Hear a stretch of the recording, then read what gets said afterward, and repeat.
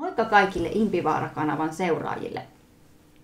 Meillä olisi tänään aiheena videossa tällainen sometrendi nimeltä Tradwife. Tradwife-ilmiö, joka liittyy perinteiseksi katsottuun naiseuteen ja vaimouteen ja äitiyteen.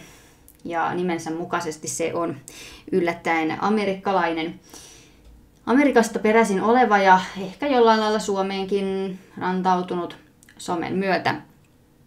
Ja tästä aiheesta nyt ollaan tässä perinteisiin vaatteisiin pukeutuneena. Meillä on vieraana tällä kertaa Liina. Ja mä oon nyt... Ja aikaisemminkin oot ollut täällä teepannun ääressä, vai mitä? Joo, yksi kerta ihan tällä kokoonpanolla, muistaakseni, teepannun ääressä. Oliko siinä Toni? Toni taisi olla siinä ja mä hoidin sen teetarjoilun ja sitten oli se toinen kerta oli kun Jussin kanssa. Joo, ja kahvia silloin. Joo, ja hänen kanssa tehdyistä julkaistiin sitten 2 videota. Niitä on nyt niin kuin 4. video, muistaakseni, jolla mä vierailen teillä. Voi sanoa, että vakiovieras. No niin, joo. Ja ollaan tavallaan tällaisia aika perinteisiä ja tyyliltä ja kaikenlaiselta tekemiseltä varmaan, mutta ei nyt ehkä kuitenkaan ihan tämmöistä Tradwife tyyliä omaksuttu kuitenkaan, mutta jonkun verran siitä osataan sanoa ja kommentoida. Ja perinteisyydestä nyt voidaan sitten meidän kohdalla ehkä sanoa se, että tässä nyt itse olen sikäli perinteinen, että on paitsi tämä tämmöinen mummolta peritty mekko päällä, niin tietysti olen vaimo ja äidiksi tulossa ja sitten Liina on tuleva vaimo. Haluatko siitä jotain kertoa? Häät on heinäkuussa. No niin. Odotan innolla. Ihanaa. Mä ompelen mekon mun äidin kanssa. No se on varmaan aika perinteistä. Mä oon vaan nirso, siitä se johtuu. Okei. No mutta se on ihan hyvä juttu. Itse en ollut ihan niin taitava kuitenkaan siinä hääpuun ompelussa. Ja tällaisen perinteisen naisen roolin lisäksi, niin sulla on tämmöinen vähän poliittisempikin rooli, eli haluatko vähän jotain siitä sanoa? Joo, no siis mähän työskentelen perussuomalaisten nuorisojärjestön pääsihteerinä ja politiikassa ollut tavalla tai toisella tässä näin arviolta 8,5 vuotta. Aika pitkä aika jo. No se on silleen kuitenkin nuoreksi katsottavalle ihmiselle, alle 30-vuotiaalle. Ja tosiaan tällä hetkellä ajankohtaisia on noi lähestyvät kunta- ja aluevaalit, ja niissä mua voi äänestää Espoossa ja Länsi-Uudellamaalla. No niin, eli perinteinen nainen taipuu myös politiikkaan, mutta en tiedä sitten mitä Amerikan Tradwifeit tästä sanoisi, että onko se tarpeeksi perinteistä vai onko se onko se sitten enemmän miesten niin kuin tontille astumista? Ehkä tätä päästään pallottelemaan. Tätä me voidaan pallotella tässä tänään ja mä lähtisin ehkä liikkeelle tuosta Instagramista. Siellähän tämä niin kuin on ilmeisesti ainakin aika isohko trendi. Mä en ole niin kuin aktiivisesti seurannut, mä tiedän, että semmoinen on olemassa ja silloin tällöin jotakin siihen liittyvää on tullut vastaan, niin onko se miten paljon seuraillut tätä? Haluatko tiivistää jotenkin tämän, mistä tässä on kysymys? Mistä ilmiössä on kyse? Tradwife. Perinteinen vaimo. Joo, no siis kun on tavallaan se, että mikä se ilmiö on ja sitä voi vähän taustottaa, että mistä se kumpuaa ja mistä se on lähtöisin. Niin se ilmiö itsessään on sitä, että tämmöiset perinteiset naiset julkaisee tämmöistä sisältöä, jossa he kuvaa omaa niin kuin kodinhoitoa, lastenhoitoa, jos heillä on lapsia. Ja myös mä huomaan, että tietyllä tavalla verrannollista sisältöä kuvaa myös semmoiset naimattomat konservatiiviset naiset, jotka on sitten niin kuin stay at home daughter. Okei. Että tätä termiä mä oon myös kuullut. Mutta käytännössä niin tuommoisissa kristillisissä piireissä niin naiset tuottaa joko itselleen tai siis niin toisilleen tai miehille sisältöä, joka keskittyy tämmöiseen hyvin niin perinteiseen naisen rooliin, jos tälleen voi sanoa. Ja sitten jos miettii sitä nykyisen ilmiön taustaa, niin mä näen, että se tulee siitä, että siitähän on jonkun aikaa, kun sukupuolet alkoi hyvin voimakkaasti eriytyä toisistaan poliittisesti. Ja vaikka ollaan paljon puhuttu siitä, että miehet on nyt niin kuin ihan äärioikeistoa ja ne on mennyt tosi kauas oikealle ja hyvin kauas niin kuin keskimääräisestä naisesta ja tälleen näin, niin se oli kuitenkin naiset tosiasiassa, jotka ensin erkaantui miehistä menemällä huomattavasti sinne liberaalivasemmistoon. Okay. Ja sitten niin kun mä näen, että se on jonkunlainen ehkä niin kun miesten tietynlainen, en tarkoita niin kun provokatiivisessa mielessä, mutta siis kuitenkin niin kun vastareaktio tälle hyvin liberaalille kehitykselle naisilla. Niin sitten kuitenkin niin kun reaktiohan synnyttää tyypillisesti vastareaktion myös ihan naisten keskuudessa. Että jos on huomattavan paljon niin kuin naiset keskimäärin siirtyneet sinne vihervasemmistoon, niin sit osa naisista toteaa, että tämä ei ole nyt yhtään mun juttu ja mä menen sinne todella niin kuin vastakkaiseen päätyyn. Että sitten saattaa tehdä just tämmöisen henkilöbrändin ja jonkunlaisen niin kuin esimerkiksi uskonnollisen tai aatteellisen projektin itselleen siitä, että he julkaisee tämmöistä hyvin perinteiseen naisen rooliin keskittyvää sisältöä. Ja he voi julkaista sitä niin kuin toisille naisille, mikä on totta ainakin siinä tapauksessa, että mä seuraan jotain tämmöisiä vaikuttajia. Mutta yleensä se liittyy enemmän siihen, että heillä on semmoista elämän viisautta, josta mä nautin. Et jotenkin niin kuin se jättää mut ehkä vähän niin kuin kylmäksi semmoinen niin kuin jollain tavalla populistinen tai mun mielestä vähän halpahintainen semmoinen, niin kuin, että miehesi on herra päällä maan. Joo, tämä on tästä mä oon jonkun verran lukenut nyt tuossahan tästä aiheestahan on ihan Wikipedia-artikkeli, että sekin nyt kertoo ehkä jotain siitä, että se ei ole nyt ihan semmoinen pieni ilmiö, jos siitä tällä lailla puhutaan. Ja voinko mä vielä jatkaa siitä taustasta, kun mulla on myös toinen ilmiö mielessä, joka liittyy tähän, että se ei ole ainoastaan niin kuin tämä sukupuolten eriytyminen, jossa sitten niin kuin konservatiiviset naiset tekee itselleen ja toisilleen sitä sisältöä, ja myös semmoista sisältöä, joka sitten vetoaa näihin konservatiivisiin miehiin, joita on naisiin verrattuna huomattavan paljon. Et siinä on tämä aspekti, mutta siinä on myös se, että esimerkiksi kun katsoo Yhdysvaltain työkulttuuria, niin sehän on kammottava. Siis luojan kiitos, mä en asu Yhdysvalloissa. Mä en halua edes niitä 10-tuntisia työpäiviä jossain korporaation rattaissa ja järkyttävät paineet ja tälleen näin. Niin, ja siellä nuorella polvella on huomattavasti niin kuin edeltäjänsä vaikeampi saavuttaa semmoinen elintaso, johon he on tottunut omassa lapsuudessaan. Että niin kuin elintarvikkeiden ja asuntojen hinnat on aivan pilvissä. Se on ihan kammottavaa. Niin tietysti heidän täytyy sit parhaan kykynsä mukaan vaihtaa aikaa resursseihin, jotta heillä on kyky elää ihan normaalisti siellä.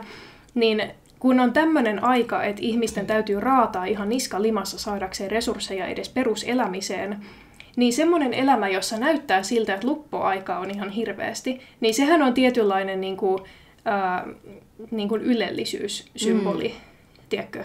Et siinä ei ainoastaan myydä konservatiivisia arvoja.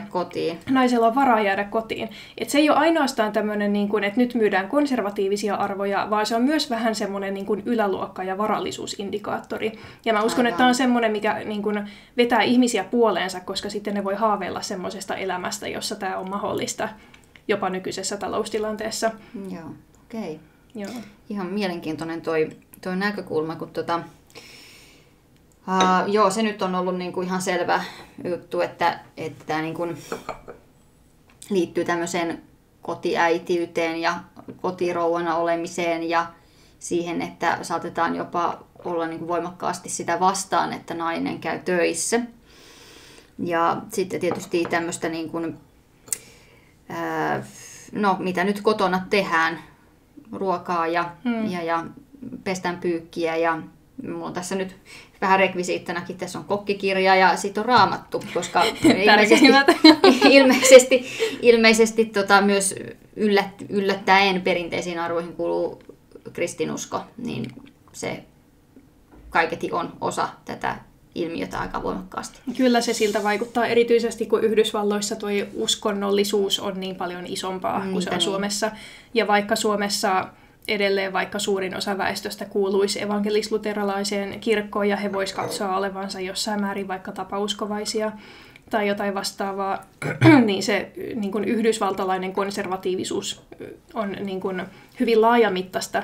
Ja se ihan oikeasti tarkoittaa sitä, että esimerkiksi ei seksiä ennen avioliittoa. Tai tämmöisiä asioita, mitkä meidän kulttuurissa on niin kuin varsin marginaalisia kuitenkin, vaikka se kristinusko olisi jollain tavalla läsnä. On, mutta että semmoisen käsityksen saanut, että siellä on paljon erilaisia tämmöisiä kirkkokuntia, mutta että sitten ne ihmiset, jotka niihin kuuluu, niin ne on niissä aktiivisesti mukana ja ne oikeasti ottaa sen todesta, että se ei ole vaan sitä, että kerran vuodessa käydään siinä joulukirkossa ja niin edespäin. Mutta joo, se on ilmeisesti tämä sometrendi rantautunut Suomeenkin, tai se on huomioitu Suomessa, koska täällä oli Ylellä oli julkaistu tämmöinen artikkeli. Se oli jo tammikuussa 18. päivä tullut ja otsikko oli tämmöinen, että Trumpin ja Tradwife-naisten liitto, eli nyt Trump liittyy tähän aiheeseen myös. Perinteisiä sukupuolirooleja korostavat Tradwife-vaikuttajat suuntaavat somesisältöään erityisesti nuorille miehille, sanoo amerikkalaistutkija, eli tätä asiaa on oikein pitänyt tutkia. Onkohan siihen saatu jotain apurahoja? Hyvä kysymys. Musta toi myös ehkä vähän niin kuin rohkea oletus, että sitä suunnataan nimenomaan miehille, koska ne mitä mä seuraan, niin mun mielestä niin siellä... No sä et ole mies, eli... Niin. Eli kyllä se naisillekin kelpaa. Naisillekin kelpaa, ja siis kun mä katson vaikka sitä, että ketkä niin reagoi tai niin kommentoi tai on millään tavalla tekemisissä näiden postausten kanssa, niin siellä on lähestulkoon niin kuin, tiedätkö, ainoastaan naisia. Joo. Siellä on valtava naisyljedustus. Että se niin kun, jollain tavalla siitä sisällöstä myös huomaa, että sitä tehdään toisille naisille. Sitten joidenkin toisten tapauksessa ehkä huomaa, että sitä tehdään vähän enemmän miehille. Mä epäilen, että sen voi tyylistä päätellä, että kummalle se on tehty. Että jos se on käytännön vinkkejä, niin silloin se on naisille. Ja sitten jos siellä on oikein pistetty sille sopivasti tälläydytty, niin sit se voi olla enemmän miehille. Mutta mä oon tämän kyseisen artikkelin lukenut ja sen varmaan voi sitten tästä kuulijat tarkemmin tutkia, jos kiinnostaa. Luen tästä nyt tiivistelmän. Eli sosiaalisessa mediassa on vuosia levinnyt ilmiö, jossa perinteiset vaimot eli tradwifeit korostavat vanhanaikaisia sukupuolirooleja. Tradwife-vaikuttajat levittävät äärikonservatiivisia arvoja verhottuna pehmeään lifestyle-sisältöön, arvioivat Ylen haastattelemat tutkijat. Mun mielestä tosta jotenkin tutkijoihin suhtaudun aina hieman kriittisesti tai silleen, että... Joo, ja mun mielestä tosta ihan niin kuuluu läpi se jotenkin toimittajan niin halveksunta tai kiukku sitä kohtaan, että jotkut naiset valitsee elää tällä tavalla. No, arvatenkin. Tradwife-sisällöt voivat vaikuttaa nuorten miesten naiskuvaan, sillä ne tarvitsevat perinteisiä sukupuolirooleja ja korostavat miesten johtajuutta, sanoo tutkija. Ja se, että mä laittaisin leipomisvideon tonne someen, niin sit se, no en tiedä. Keittiössä olisin päällikkö siinä tapauksessa. Ja Yhdysvalloissa on äärikonservatiivien ohjekirjaprojekti 2025 korostaa tradwifien tapaan kotiäitiyttä. Se haluaa esimerkiksi korvata julkiset päivähoitopalvelut kotihoidolla ja opetuksella. No se nyt ei sinällään kuulosta kauhean pahalta, mutta joo, tämä on ihan sinänsä mielenkiintoinen artikkeli, mutta mun mielestä se kertoo ehkä kuitenkin vähän enemmän näistä Ylen toimittajan näkemyksistä kuin siitä itse ilmiöstä, että kai sen niin kuin parhaiten saa selville, mitä se pitää sisällään, jos sitä itse ottaa siellä somessa seurantaan, kun se nyt kuitenkin jokainen voi tehdä, niin ehkä siitä kannattaa tehdä ne omat päätelmät. Että toi on aika tyypillistä semmoista, niin kuin mitä nyt joltain Yleltä voi odottaa, että jos naiset haluaa jotain muuta aktivismia ja sisältöä tuottaa kuin sitä semmoista vokea ja voimaantumista, niin se onkin sitten jotain Trumpin kanssa Niin, tai jos niin ylipäätään... touhuamista, jotenkin se liittyy Trumpiin ja johonkin äärimmäisyyteen, joo, vaikka se olisi sisällöltään vain jotain leipomista tai sen sellaista. Niin, ja siis ylipäätään mitä tahansa semmoista, joka jollain tavalla istuu näiden toimittajien maailmankuvaan. Ja mun mielestä tässä taas niin kuin alleviivataan sitä, että kun noi hyvin usein sanoo, että no ensinnäkin he kuvailee hyvin usein olevansa feministejä ja sanoo, että feminismissa on kyse valinnanvapaudesta, niin ei he nyt välttämättä niin kuin kaikki kieltäisi tuommoista elämäntyyliä, joskin esimerkiksi Suomessa tuommoista elämäntyyliä on vaikeutettu huomattavasti sillä, että tänne esimerkiksi ei kerta kaikkiaan voida tuoda sitä perheverotusta tai korottaa kotihoidon tukea tai tämmöisiä asioita, mitkä mahdollistaisi sen, että äidit voi halutessaan olla kotona. Se on erittäin vaikeaa nykyisessä tilanteessa Suomessa, erityisesti tässä verotusympäristössä. Että tavallaanhan he on itse asiassa kieltänyt toisilta naisilta tämän, koska he tekee siitä niin suunnattoman vaikeaa. Ja ainakin sitä voimakkaasti paheksutaan, vaikka se ei nyt ole, senhän nyt luulisi olevan juurikin näitä yksilövalintoja, jotka ei muihin ihmisiin suoranaisesti vaikuta, ja kuitenkin kun valinnanvapaus on olemassa edelleen, niin mun mielestä se on niin kuin aika erikoista, että miten joku tämmöinen näin tavallaan viaton asia niin nähdään sillä lailla paheksuttavana. Joo, ja toi oli just toinen asia, mitä mä olin sanomassa, että kun he kuitenkin sanoo, että feminismissa on kyse valinnanvapaudesta, niin ei he ainakaan hirveästi tykkää siitä, että joku toinen nainen valitsee täysin eri tavalla, miten he itse valitsis. Mä en ole ihan varma, että mikä se on se, mikä sen kritiikin lopulta herättää. Että niin kun, pelkääkö he jotenkin oman asemansa puolesta, tai että nämä tämmöiset naiset on tosi kovia kilpailijoita heille itselleen, jos puhutaan tämmöisestä niin kuin sukupuolen sisäisestä kilpailusta vastakkaisen sukupuolen edustajista. Vai ajatteleeko he, että he vie naisia taaksepäin 60 vuotta ja vie kaikilta naisilta oikeudet? Tai mikä se on se, mistä se kritiikki niin kuin on lähtöisin? Mä uskon, että näillä kaikilla voi olla joku vaikutin siinä. Joo, siis ja niin kuin... Toi on siitä, nämä esittää sitä omanlaistaan kritiikkiä, joka nyt niin kuin, se tausta on ymmärrettävästi siinäkin, että se ei pelkästään näiden tällaisten niin kuin feministeiksi itseään kutsuvia juttu, vaan ylipäänsä, kun ainahan meillä, jos julkisesti jostain naisiin liittyvästä tai niin kuin naisten urista puhutaan, niin se on sitä, että naiset pitää saada töihin ja naiset pitää saada pois kotoa, koska syyt. Niin sitten eihän tämmöinen sovi siihen trendiin, että se on paitsi tämmöisen niin kuin, feminismin, niin kyllähän se on niin kuin tavallaan myös kapitalismin kannalta ehkä vähän niin kuin, mitä sanoisin, vaikea pala niellä, että jotkut toimiikin sitten näin. Mutta ei sillä, etteikö niin kuin, tässä ei ole tarkoitus sillä lailla suitsuttaa, että nyt pitäisi olla tradwife, vaikka nyt vähän ehkä tradwife-vaikutteita ollaan tähän meidänkin tyyliin otettu.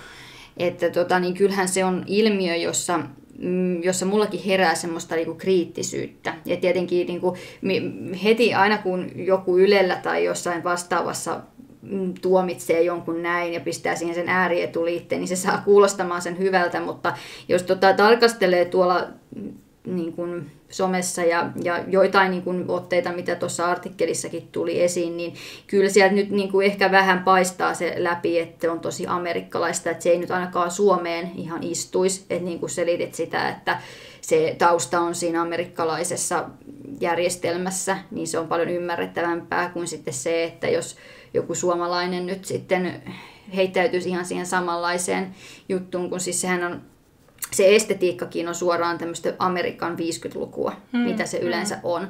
Niin, no ei siinä mitään vikaa ole, mutta se on leimallisesti amerikkalaista.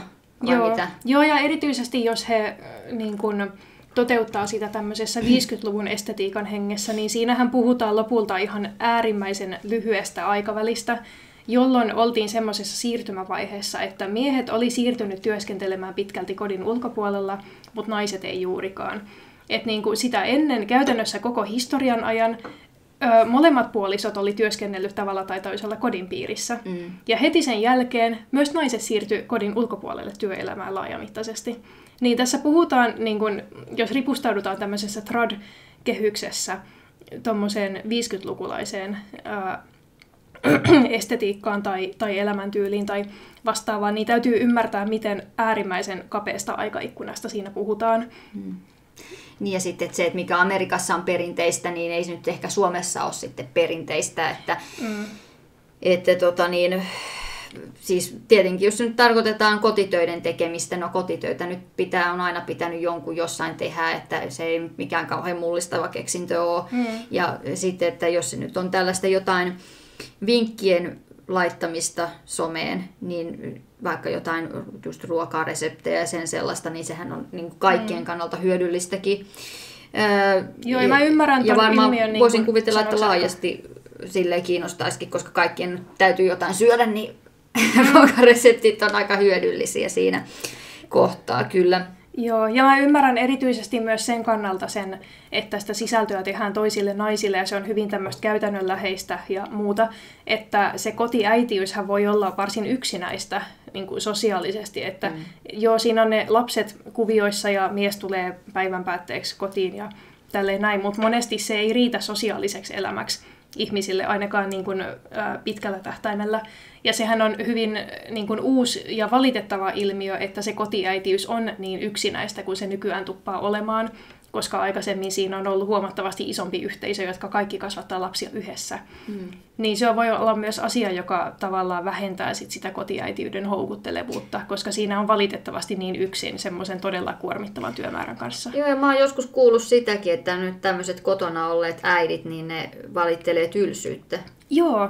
Ja mä en kyllä tiedä, mulla ei oikein koskaan ollut tylsää, et en tiedä, jos mä nyt tässä kokeilin siis ne kotiäityyttä riittävän kauan, niin huomaisinko mä mitä on tylsyys, koska mä saan kyllä aikani kulumaan ihan millä tavalla tahansa. Että... Niin, monilla ei varmaan niinku tylsää tule siinä mielessä, että sitä tekemistä kyllä varmasti aina on, mutta sitten haluaa jonkun semmoisen sosiaalisen komponentin, joka koostuu jostain muusta kuin omista perheenjäsenistä.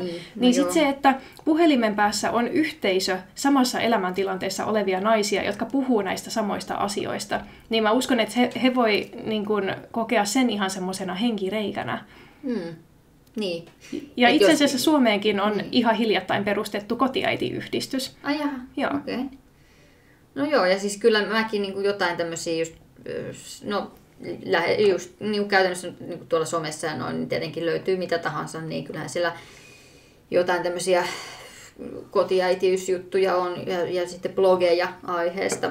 Ne on ehkä sitten enemmän tätä suomalaista niin kuin tuotantoa sillä lailla, että ne ei nyt varsinaisesti ammenna tuosta tradwife-ilmiöstä, että, koska siinä on vähän siis toi niin kuin kriittisyys, mitä, tai sanoin, että niin kuin itsekin sillä lailla kriittinen on, että eihän niin kuin, ja siis kun ajatellaan asia silleen, että joku on perinteistä, niin tottahan se vakiintuu perinteiseksi vaan, jos sillä on joku tarve. Että se on jollain lailla kestävää ja siinä on joku hyöty ja joku hyvä puoli siitä on, että siitä tulee perinteistä ja sellaista, että naiset tai ylipäänsä ihmiset tekee sitä vuosikymmenestä sukupolvesta toiseen ja niin edespäin.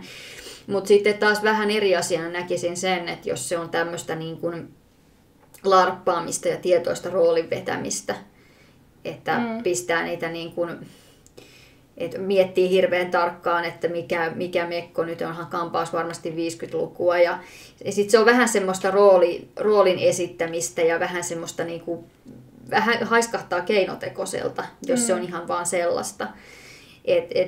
Se niin kuin, mulle tulee vaan tuossa mieleen, että vähän ehkä häiritsevä piirre, ehkä se on se amerikkalaisuus siinä, joka niin kuin tekee sen, että siinä on jotain vähän vierasta.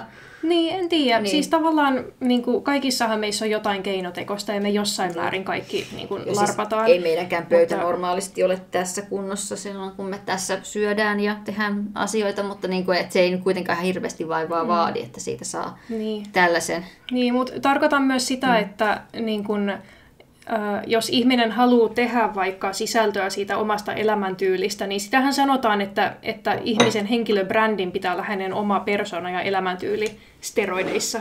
Joo. Että niin kun, sit siinä ehkä vedetään vähän niin kun tietyssä mielessä yli se, mitä tehdään ihan normaalistikin, jotta sille on jotain niin kun myytävyyttä tai viihdearvoa tai jotain vastaavaa. Toki. Ja moni näistä perinteisistä vaimoista, niin hehän myy jotain. Et ne, joita mä seuraan, niin tyyli heillä kaikilla on joku tämmöinen deittailuun ja puolison löytämiseen tai kotitöihin tai hapan juurileivän leivontaan keskittyvä kurssi, jota he myy.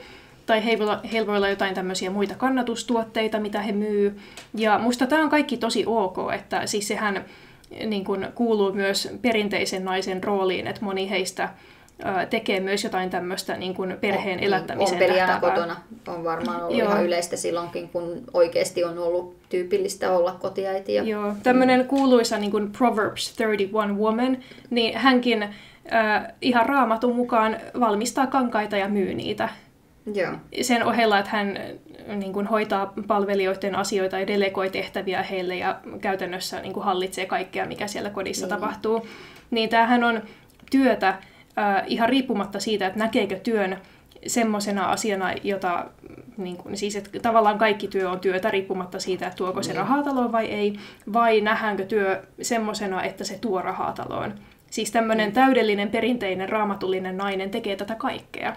Niin mun mielestä niin kun siinä kohtaa mennään mun mielestä falskiksi, jos perinteiset vaimot sanoo, että niin kun, naiset, teidän työ ei ole tärkeää, teidän ei kuulu tehdä työtä tai jotain vastaavaa. Se kuulostaa, tämmöisen lauseen on sieltä niin kuin pongannut kanssa näistä, niin musta se, että nyt ihan suoranaisesti tyrmätään naisen työnteko, niin on se nyt aika outoa, että kyllähän niin kuin, vaikka nyt olisi perinteinenkin, niin voihan siinä nyt tehdä monenlaista työtä sitten ohella, vaikka ne ei olisi ehkä kaikki niin perinteisiä, että tarvitseeko sitäkään nyt sitten ihan satasella vetää sitä rooliakaan aina. Ja sitten just se, että jos on niin kuin yhdistettävissä siihen perinteiseen rooliin, niin sitä parempi. Että tietenkään some-influencerina oleminen, että ei ehkä ole kauhean perinteistä työtä sinänsä. No tätä olin juuri sanomassa, ja siis monella tämmöisillä, jos ottaa vaikka S.T. Williamsin esimerkiksi, joku tämmöinen todella iso Tradwife-vaikuttaja, niin no en tiedä hänen tilinauhansa, en ole katsonut, mutta veikkaisin, että noin valtavalla seuraajamäärällä, jos hän tekee vaikka jotain kaupallisia yhteistyötä tai myy jotain asioita tai vastaavaa, niin mä veikkaan, että hän tuo talouteen enemmän resursseja kuin hänen sinikaulustyöläinen miehensä. Ja niin kun, siis tässähän ei ole mitään pahaa, mutta jos sama henkilö puhuu, että niin kun, naisten ei kuulu käydä töissä, mutta se some on hänelle työtä ja se on varsin tuottoisaa työtä, niin mä näen tässä semmoisen pienen niin kuin ristiriidan. No joo, kieltämättä. Ja sitähän se oli tuossa Ylen artikkelissakin muistaakseni sanottu, että sieltä loppupäässä jossain, että joo, että sanotaan, että ei niin kuin naisen kuulu käydä töissä, mutta sitten ne kuitenkin tienaa enemmän tuolla somettamisellaan. Mutta sehän olisi kyllä ihan hirveän hauskaa, jos somepostauksilla voisi niin kuin tienata edes vähän rahaa. Että en tiedä, miten tätä Impivaaraa nyt sitten, miten Impivaarasta saisi bisneksen, että pitäisikö tänne laittaa enemmän jotain Tradwife-sisältöä. Joo, mutta mitäs tähän vielä voisi sanoa? Mä törmäsin siellä vähän tämmöisenkin, että siis kun siinä aikaisemmin just mainittiin tai me puhuttiin siitä, että vähän niin kuin ikään kuin siellä olisi tällaisia provokaatioita, eli tämä, että nainen, sinun urasi ei ole mitään tai jotain vastaavaa, että näin, niin se on varmaan niin kuin, kuulostaa ainakin siltä, että se olisi ihan tarkoitettu jonkinlaiseksi provokaatioksi. Kyllähän se vähän semmoiselta vaikuttaa, että siellä muutenkin tämmöisiä tietynlaisia ylilyöntejä on, että sitten kun sieltä löytyy tämmöinen, en tiedä onko se nyt sitten ikään kuin kristinuskosta lähtöisin oleva ajatus, että mies on herrasi maan päällä, niin se kuulostaa siltä, että siitä on aika helppo tehdä vääriä johtopäätöksiä tai että siinä voidaan jopa, se voi olla sitä, millä kosiskellaan nyt sitten näitä miehiä. Ja sitten toisaalta kyllä mä näkisin siinä aikamoisia vaaroja, että jos ruvetaan niin kuin ihmistä palvomaan, että toki niin kuin onhan se Raamatusta ja kristinuskosta ihan peräisin ja ihan siis oikea asia siinä mielessä, että niin kuin mies on perheenpää tietyssä mielessä ja Kristus on miehenpää ja niin edespäin, mutta semmoinen, niin kuin, kyllä mä näkisin silti eron siinä semmoisessa varsinaisessa palvovassa asenteessa, koska sitä on niin kuin helppo käyttää sitten väärin, että mitä kaikkea sen varjolla voi tehdä niin kuin. Joo, ihan tismalleen samat ajatukset itsellä, että siis ihminen, joka on uskossa, niin voi luottaa missä tahansa tilanteessa Jumalan ja Kristuksen hyvään tahtoon, koska Jumala on kaikki voipa ja kaikki tietävä ja hyvän tahtoinen. Mutta kenenkään ei pidä asettaa toista ihmistä Jumalan asemaan siinä mielessä, että olisi naiivi siinä mielessä. Niin. Että niin kun ajattelee, että toinen ihminen on niin kaikki voipa ja kaikki tietävä ja hyvän tahtoinen, että hän ei voi luottaa kuin Jumalaan. Mä en kannusta tätä kenellekään. Jos sillä sitä tarkoitettiin, mutta siltä se vähän kuulosti. Että kyllä niin kuin, vaikka niin itse olen kyllä sitä mieltä, että just se, että miehille ja naisille on vakiintunut erilaiset roolit ja ne nyt suurin piirtein samantyyppiset on vähän niin kuin joka puolella maailmaa, niin sille on perustelunsa. Ja se niin kuin viime kädessä palautuu ihan biologisiin eroihin. Mutta sitten just tämmöinen, että onko niissä mahdollista missään tilanteessa joustaa, ja sitten se, että korostetaanko niitä siinä määrin, että miehelle annetaan sitten jo niin kuin tämmöinen vähän niin kuin jo liioitellun mahtava rooli siinä, niin ei kyllä niin kuin tavallaan naisellakin on hyvä olla mun mielestä se jonkinlainen takaportti siinä, että koska se mies voi käyttää asemansa väärin, että vaikka on ihanteita, eli se, että mies tuo sitä leipää taloon ja nainen sitten kunnioittaa miestä ja mies huolehtii naisesta, mutta kun se ei aina tapahdu tai se ei aina toteudu, niin se tavallaan pitää kyllä ottaa niin kuin huomioon tässä. Täytyy. Se on asia, jonka mä näen monelle tämmöiselle tradwifelle vähän niin kuin vaaran paikaksi, että jos hän ei ole turvannut esimerkiksi omaa taloudellista selustaansa tilanteessa, jossa se on kuitenkin perheen taloudellisen tilanteen puolesta mahdollista. Niin kuin, siis semmoinen tilanne, että jos nyt kävisi vaikka sillä tavalla, mikä siis kukaan ei ajattele, että oma aviomies tekisi tällä tavalla, mutta jonkun aviomies se aina on, joka tekee tällä tavalla, että sitten kun lapset on vähän kasvanut, niin mies ottaa ja lähtee ja ottaa jonkun nuoremman naisen. Joo, niin sitä. Ja sitten jos naisella sitä esiintyy valitettavasti, ja sitten jos tällä naisella ei ole ikinä ollut esimerkiksi työuraa ja he ei ole perheen sisällä järjestänyt asioita silleen, että naiselle kertyisi esimerkiksi säästöjä ja sijoituksia ja eläkesäästöjä ja kaikkea vastaavaa, niin semmoinen nainen on erittäin vaikeassa tilanteessa. Ja jos heillä on vaikka joku perheyritys ja se on miehen nimissä ja auto on miehen nimissä ja talo on miehen nimissä, niin siis herra jesta, mikä naiselle tilanne. jää se somekanava tietysti, jos hän on menestynyt tradwife-influenssari, niin sitten, mutta tietysti niin, jos ei olekaan, niin, että ottaa vaan ne vaikutteet, mutta ei itse tee sillä niin kuin, sit mitään sen kummempaa. Niin, monilla ei ole sit mitään muuta kuin se äitiys ja se osaaminen niissä kodin piiriin liittyvissä asioissa, mutta ne ei välttämättä sit hyödytä siinä tilanteessa, jos hänen täytyy yhtäkkiä elättää itsensä. Niin siis mä niin kuin en missään nimessä sano, että naisten ei kuulu hakeutua tämmöiseen perinteiseen naisen rooliin, jos se on heille kutsumus ja se tuntuu heille hyvältä. Heidän vaan kannattaa ehdottomasti järjestää perheen sisällä taloudelliset asiat sillä tavalla, että heidän selustansa on turvattu.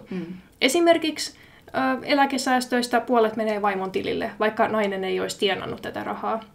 Koska se on myös miehelle insentiivi pysyä siinä suhteessa. Sillä tavalla, että niin kun, jos sille miehelle se on itsestään selvä asia, että tässä ollaan yhdessä hautaan asti, niin sehän on ihan sama, että kumman tilillä ne rahat on, koska ne menee yhteiseen käyttöön. Vai mitä? Niinpä. Niin ehdottomasti, jos naisella ei ole omia tuloja, niin hänen täytyy turvata oma selustansa taloudellisesti. Siinä se varmaan tradwife-ilmiö näin niin kuin tiivistetyssä muodossa olisi. Eli kyllä siitä monenlaista ajatusta herää ja ihan siis periaatteessa mielenkiintoista ja meidän on helppo ymmärtää, mistä semmoinen tulee, mutta sitten toisaalta niin kuin ehkä vähän kriittistäkin ajatusta tästä nousee, koska kun toi nyt on kuitenkin tommonen aika vierasperäinen ja vähän ehkä miten sanotaan, karnevalisoitu juttu, että itse ainakin kun ennen kaikkea ajattelen sen näin, että kyllä se niin kuin sukupuoliroolin pitää tulla luonnostaan, että ei sitä kannata, että siinä missä sukupuolirooleja kannattaa tieten tahtoon niin erityisesti ja niin kuin yhteiskunnan toimesta purkaa, niin ei niitä nyt välttämättä kannata myöskään väkisin ylläpitää. Mutta niin kuin, kyllä mä luulen, että mulle itselle semmoinen kotona oleminen ja varsinkin lapsen kanssa oleminen siellä, niin sitten olisi aika luonnollista ilman ihan mitään niin kuin somesisällön tuottamistakaan, en tiedä rupeanko sitten Trad Wife. Niin, tuleeko Impivaarasta semmoinen Trad Wife? Tuleeko siitä semmoinen, mutta että jos se niin kuin sujuu siinä luonnostaan, että en missään tapauksessa myöskään sit toisaalta sano sitä, että se pitäisi olla vaan se elämä, että eikö siinä sivussa voisi olla myös jotain muuta ja sitten jossain vaiheessa myös kodin ulkopuolella käymistä töissä tai jotakin tämmöistä, että kyllä niin kuin, tavallaan nekin tasapainottaa toisiaan, että. Joo, musta ei varmaan ainakaan pitkäaikaisesti tulisi tämmöistä tradwifea, että jos siis luoja suo mulle ja mun tulevalle aviomiehelle lapsia, niin jos vaan suinkin mahdollista, niin en ainakaan vielä vuoden ikäisenä laittaisi heitä päiväkotiin, että mielelläni olisin heidän kanssa kotona. Kyllä sen verran, kun se on mahdollista, mutta mun täytyy sanoa, että kyllä mä jossain vaiheessa mielisin semmoisten ihan aikuisten asioiden pariin, jossa voi käyttää aivoja ja niin kuin katsoa muutakin kuin duplolaatikkoa ja tämmöistä. Niin. Joo, saa nähdä miten käy. Se on mielenkiintoista sitten tavallaan vähän niin kuin kokeilla itseään, että mikä on se paras tavallaan mieluisin elämäntapa. Mutta työtä ehtii tehdä ja somea ehtii seurata ja päivittää, mutta lapset on pienet vaan siinä jossain hetken aikaa. Et siitä mä ehkä lähtisin liikkeelle. Että joo, on sillä jotain annettavaa meille suomalaisillekin sitten varmaan, mutta ehkä meidän pitää tehdä siitä oma versio ja mieluummin ehkä sitten sitä ei kopioitaisi niin Amerikasta, vaan mietittäisiin, mikä meille suomalaisille on perinteistä ja sillä lailla niin kuin katsottaisiin sitä meidän omaa kulttuuria ja jotain maton kutomista ja pullan leipomista. Niin, tuossa on muuten vissipointti sikäli, että kun monihan suhtautuu nyt jotenkin tulevaisuuteen silleen, että se on tosi epävarma ja ihmisiä jännittää ja pelottaa tämmöiset niin kuin asioiden kärjistyminen ja valtioiden poliittiset jännitteet ja pörssikurssien heilahtelut ja vastaavat asiat. Mutta sitten niin kuin, eikö ole nurinkurista, että epävarmassa tilanteessa moni ihminen ei kuitenkaan harjoita semmoisia taitoja, joista on hyötyä siinä tilanteessa, jos yhtäkkiä vaikka kaikkea mahdollista ei saa kaupasta. Esimerkiksi se, että olisi jonkunlaista elintarvikkeiden säilömistä tai asioiden valmistamista itse tai jotain vastaavaa. Asioita, joita ehdottomasti kannattaisi opettaa koulussa, mutta jostain syystä niitä ei opeteta. Siis, toi on muuten hyvä pointti, että tuossa olisi hyvää niin kuin, ideaa just sillä, että jos haluaisi tehdä tämmöistä perinteistä naisen roolia tai ihan mitä tahansa perinteitä korostavaa somesisältöä, niin noi olisi tosi hyviä. Voi olla, että niitä onkin. Ja kyllä musta tuntuu, että kyllähän tässä nyt kun kaikenlaisia kriisejä on ollut, niin on ollut puhetta, että silloin kun koronakin oli, että kaikkea tämmöistä varautumista ja pitää olla sitä ja pitää olla tätä ja sillä tavalla, mutta kyllä se kouluopetuksesta taitaa edelleen puuttua, että se olisi kyllä ihan hyvä lisä sinne.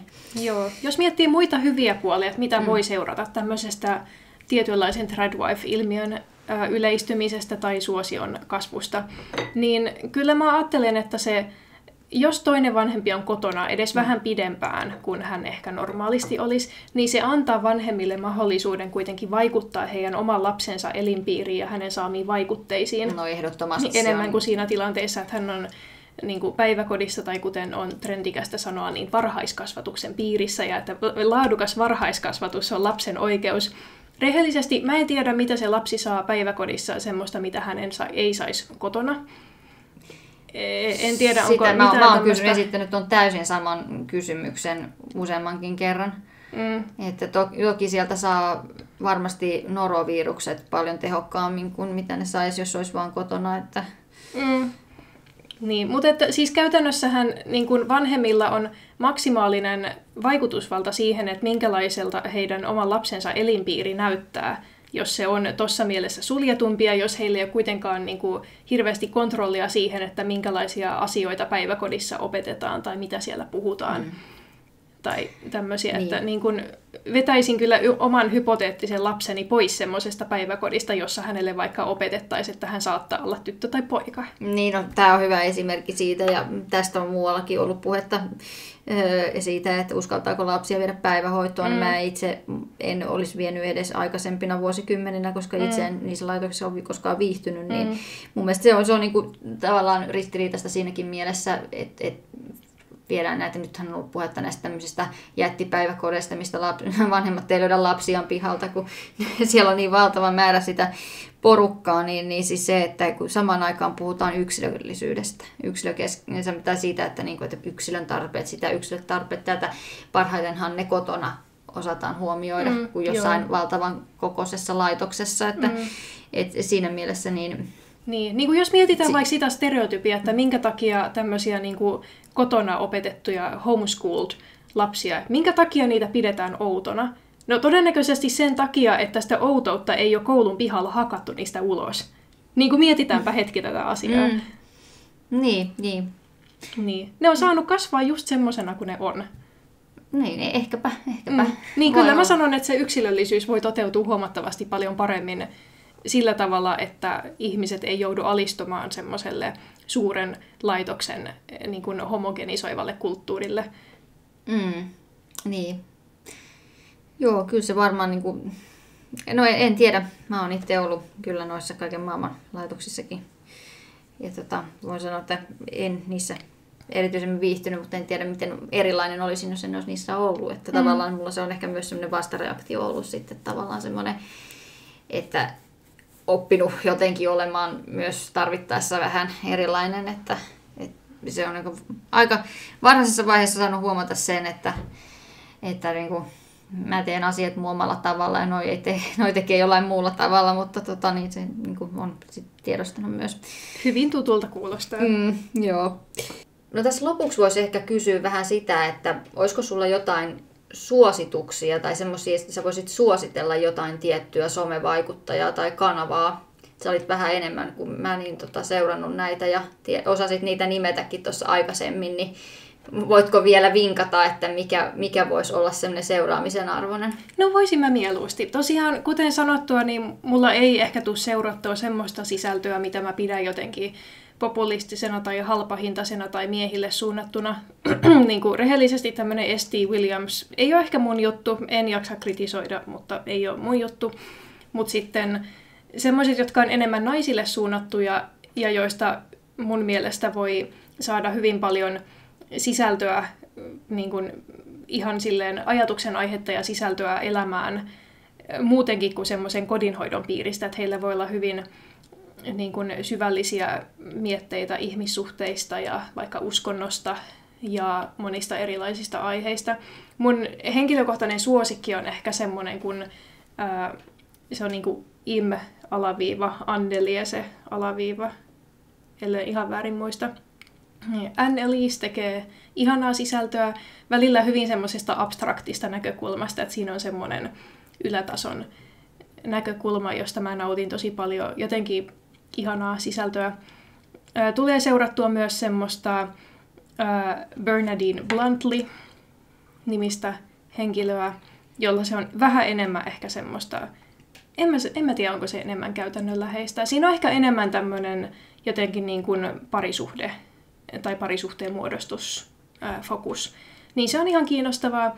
Ja sitten Suomessa voi ehkä jonkun verran olla tommosia kotivaimo-tyyppisiä vaikuttajia, niin heistä varmaan niin kuin semmoinen, joka tulee mieleen, on Nea Finnilä, jonka aviomies on myös itse asiassa Eholla Espoossa. Niin hänen sisältöjä tulee seurattua, että hänellä se fokus on kodinhoidon lisäksi sitten uskonnollisissa kysymyksissä. Niin. Okei. No niin. Joo. Siinä tuli kyllä, ei ollut mulle sillä lailla tuttuja nimiä ollenkaan, mutta pitääpä vähän katsella, että minkälaista juttua nämä ihmiset sitten tuottaa.